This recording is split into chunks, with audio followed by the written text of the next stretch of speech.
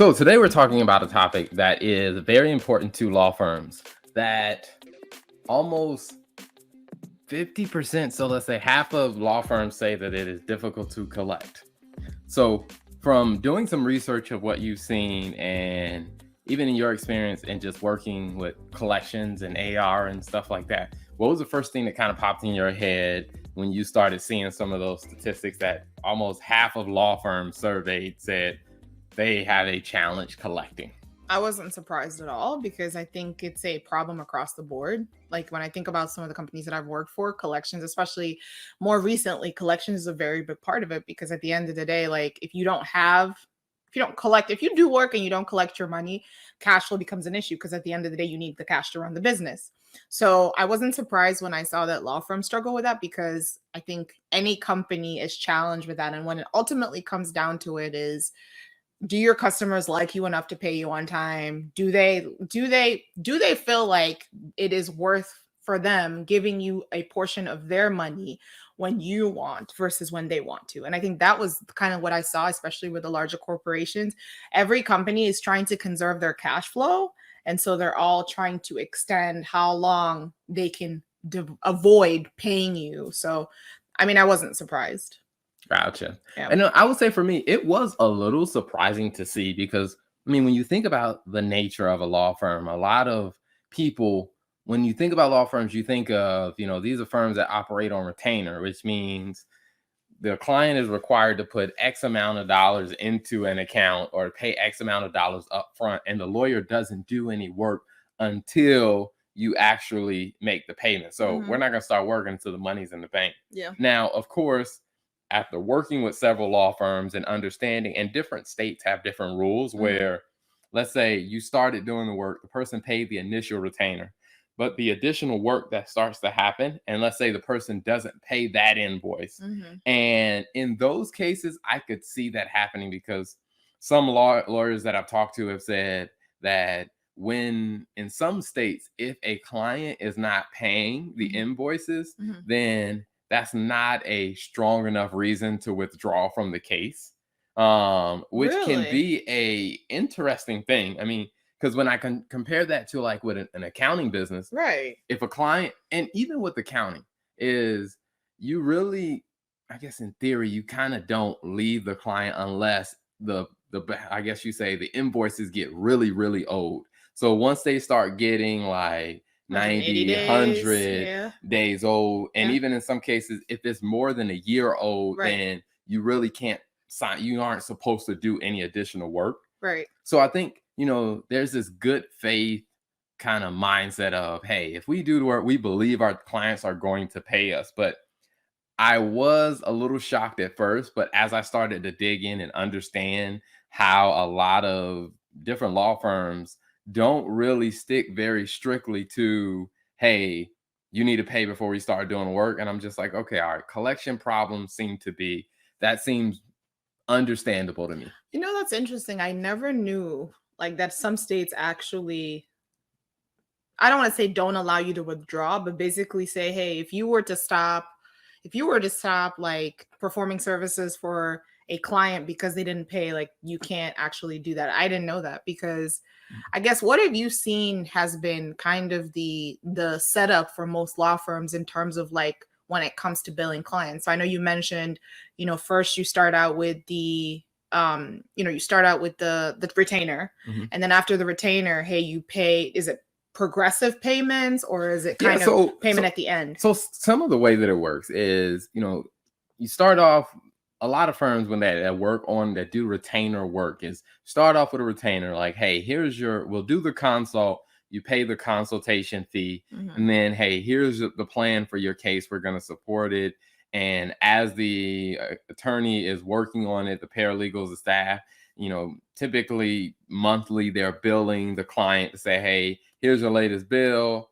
If the money is in the retainer account Mhm. or in the trust account, they Mhm. just pull the money from the trust account, and then whatever payment the client makes just replenishes the trust account. Mhm. So in theory, the money's already there that you're billing them for. They're just replenishing the trust account.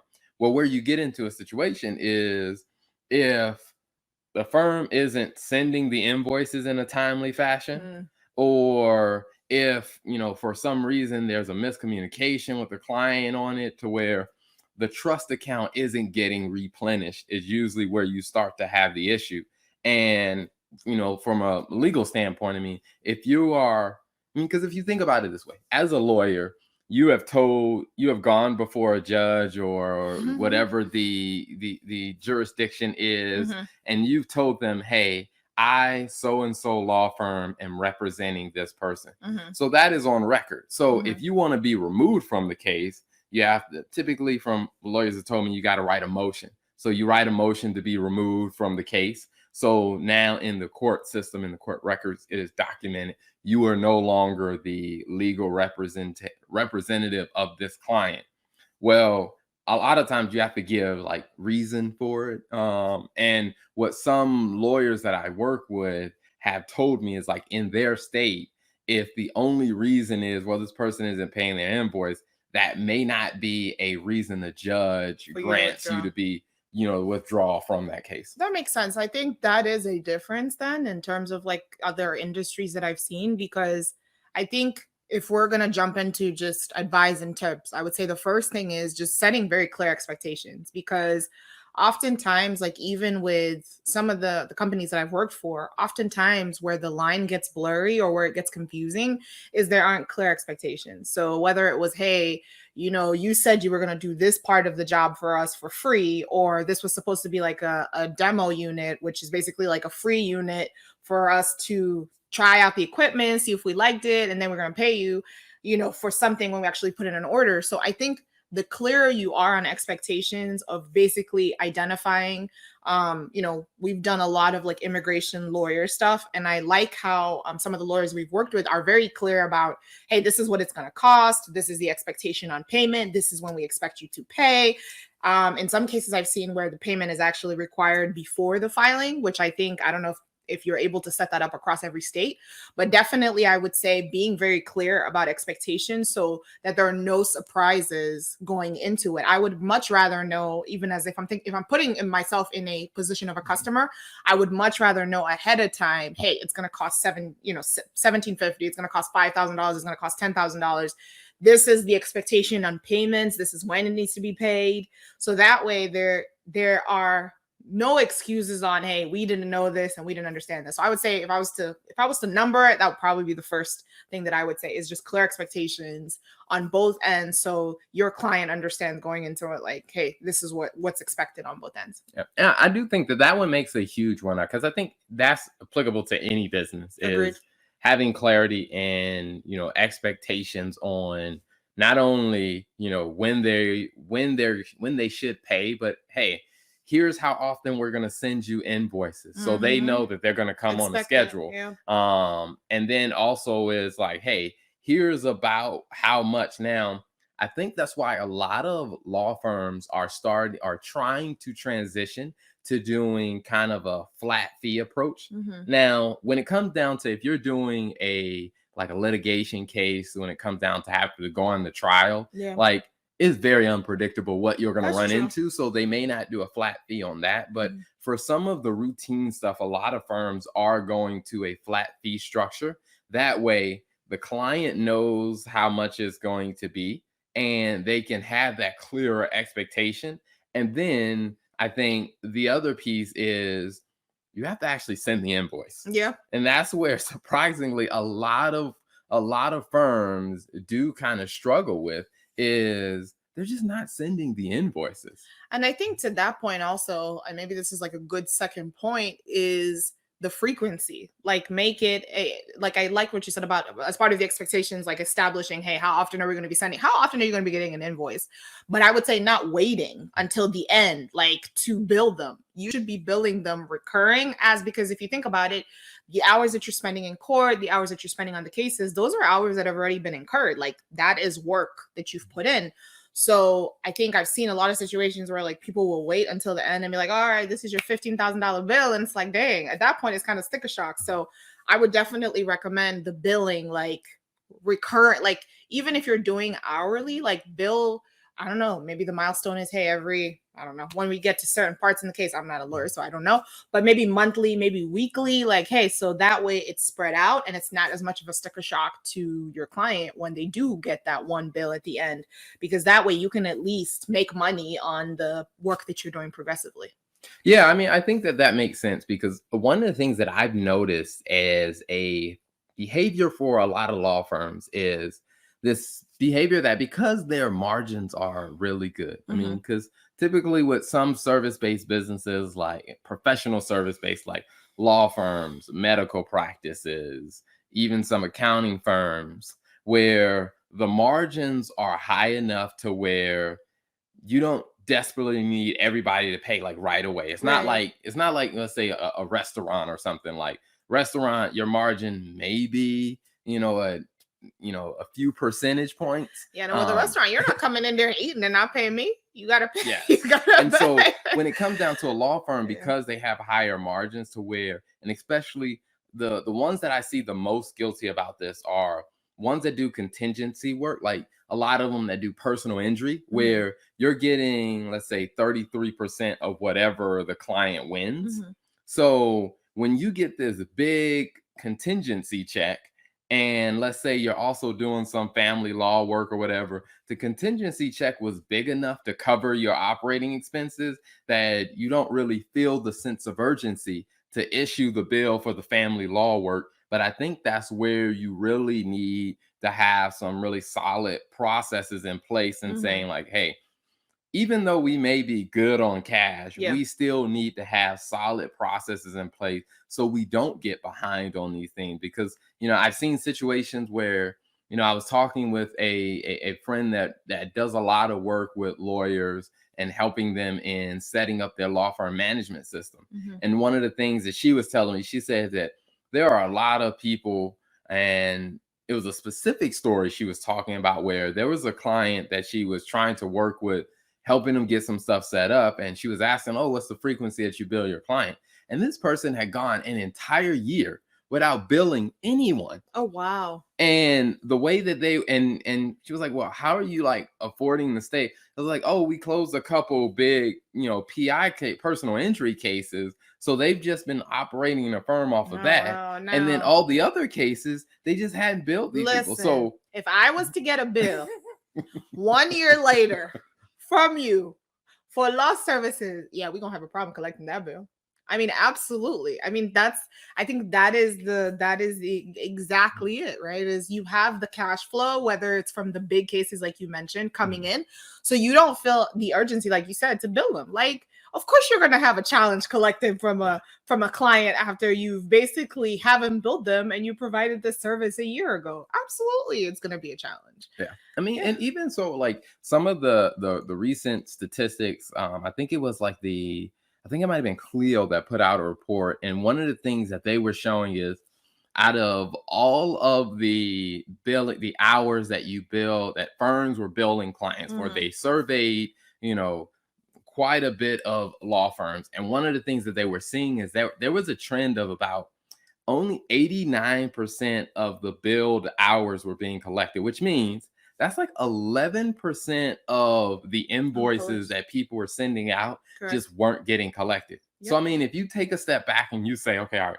let's say if we are a $1 million law firm, I Mhm. mean, we have a few staff and we're cranking out the work. If you're doing $1 million as a law firm, 11% is hundred and 110. ten thousand Right. dollars Right. that you've done the work for, Right. you've earned it, Yep. but it's just not being collected. Yep.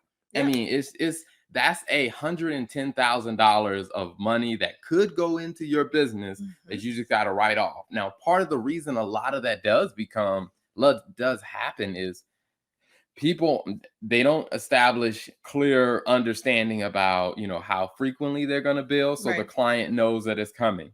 Also is they just don't actually process the bill, period. Right. Right. And then It's number I 3. do think the third one is definitely, when it comes down, it's something that a friend of mine in Australia, when her and I were talking, which her business is all around cash collection, and she said really it comes down to something very simple: people pay who they like. Right.